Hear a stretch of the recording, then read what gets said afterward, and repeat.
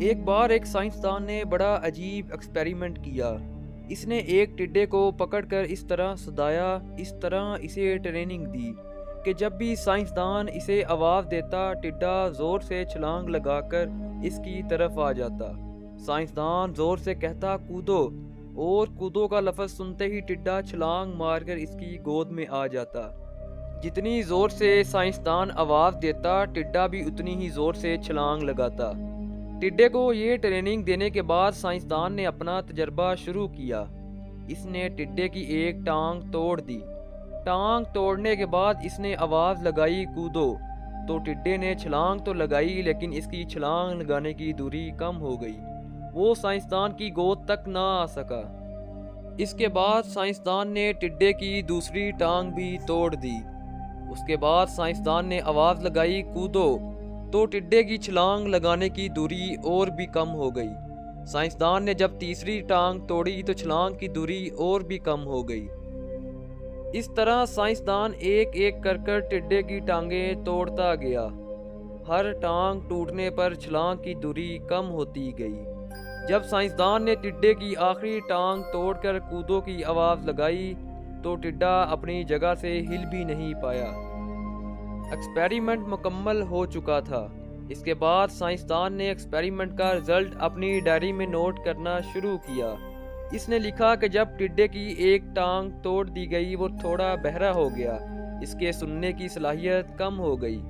جب اس کی دوسری ٹانگ توڑی گئی تو وہ اور بھی بہرا ہو گیا۔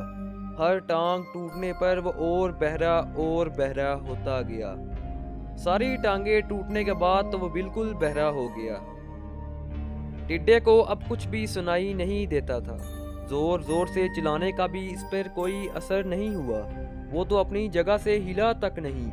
اس کہانی کو سن کر آپ بھی حیران ہو رہے ہوں گے کہ سائنسدان کتنا بیوقوف تھا۔ اس نے ٹڈے کے بارے میں کتنا غلط نتیجہ نکالا تھا۔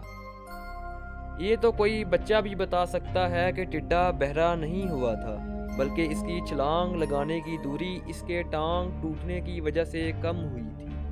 اور جب سائنسدان نے اس کی ساری ٹانگیں توڑ ہی دی تو اب وہ ہلتا کیسے، چھلانگ کیسے لگاتا؟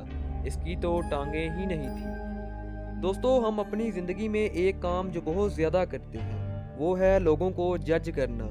جب بھی ہم نئے لوگوں سے ملتے ہیں تو ان کے بارے میں گمان کرتے ہیں، ان کے ظاہری سراپے سے، ان کی ڈریسنگ سے، ان کے بات کرنے کے سٹائل سے، بلکہ چھوٹی چھوٹی باتوں سے ان کے بارے میں رائے بنانا شروع کر دیتے ہیں۔ اور کئی بار ہم بھی اس سائنٹسٹ کی طرح بیوقوف بن جاتے ہیں۔ دوستو، لوگوں کے بارے میں رائے بنانے میں، انہیں پرکھنے میں کبھی جلد بازی نہ کریں۔ بعض دفعہ جو دکھ رہا ہوتا ہے وہ اس میں ہوتا نہیں۔ کئی بار دکھتا کچھ اور ہے، ہمیں سمجھ کچھ اور آتا ہے، جبکہ حقیقت میں ہوتا کچھ اور ہے۔ ایک تصویر کے کئی رخ ہوتے ہیں، ایک بات کے کئی مطلب ہوتے ہیں۔ ہم جلد بازی میں کوئی نتیجہ نکال لیتے ہیں جو اصل میں صحیح نہیں ہوتا، پھر بعد میں ہمیں اس پر پچھتانا پڑتا ہے۔ اس لیے زندگی میں ایک فیصلہ ضرور کرو کہ جلد بازی میں کبھی کوئی فیصلہ نہیں کرو۔ کسی کو پرکھنے میں، کسی کے بارے رائے بنانے میں کبھی جلد بازی نہ کرو۔ تسلی سے، سوچ سمجھ کر، ٹھنڈے دماغ سے ہر پہلو کا جائزہ لے کر فیصلہ کریں۔ ہمیشہ مثبت سوچیں، ہر چیز کا روشن پہلو دیکھنے کی کوشش کریں۔ لوگوں کو موقع دیں کہ وہ آپ کو سمجھ سکیں اور آپ انہیں سمجھ سکیں۔